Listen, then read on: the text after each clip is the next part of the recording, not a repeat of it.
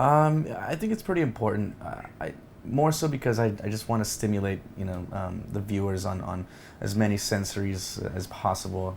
For me, it's really important to create more of an experience, and not just be a band performing on stage.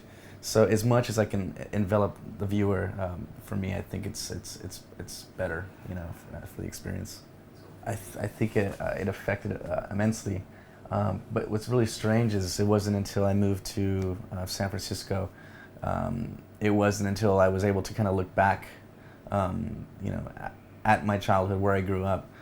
Because when you're in an environment, you don't really, at least for me, when I was growing up, I didn't really realize where I was. It wasn't until I was able to gain a perspective, being like in a contrasting environment. And then once I looked back, and this is after writing the first record.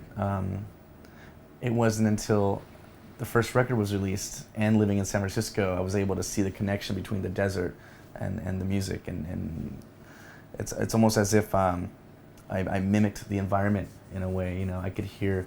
I tend to use a lot of textures in the Soft Moon, and where I grew up, it was very windy, which is kind of strange. It's almost like my subconscious is recreating the environment I grew up in, and then there's a sense of like infinity, I would say, in the music, at least in the rhythms. And the desert, I mean, as far as the eye could see, there was nothing, And so I think maybe in a way that also, kind of came out of, the environment and into the music. I just write at home. I in complete solitude. I feel, in order for me to really go internal, and pull out, these feelings and pull out the past and whatnot, I feel it's really important for me to be alone and feel completely comfortable as possible, because at the same time too, it's I'm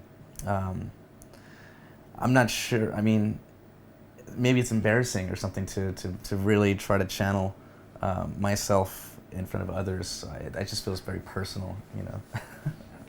Yeah, I mean, I would love to work with someone like David Lynch or Cronenberg, even Gaspar Noé. I'm a huge fan.